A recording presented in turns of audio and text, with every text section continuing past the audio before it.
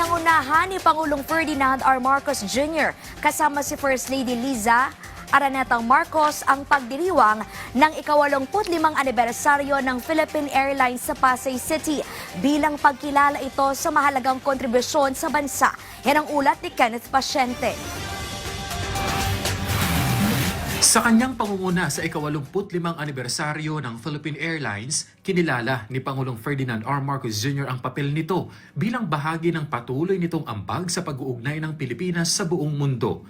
Kasabay niyan, pinangunahan niya ang paglulunsad ng bagong Airbus A350-1000, isang makabagong wide-body aircraft na bahagi ng fleet modernization at expansion ng PAL.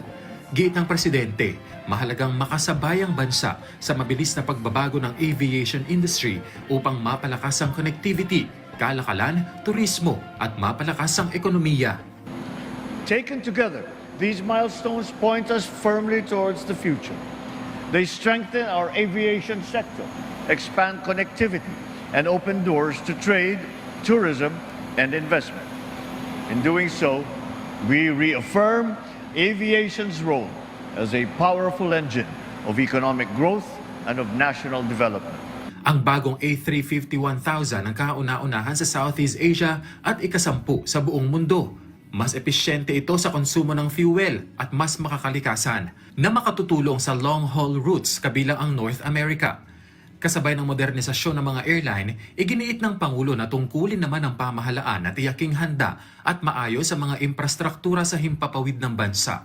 Ibinahagi niya ang proyektong isinasagawa ng administrasyon kabilang ang bagong passenger terminal sa Siargao at Davao, pati na ang pag-upgrade ng mga paliparan sa Lagindingan, Bohol, Panglao at Katiklan sa tulong ng public-private partnership.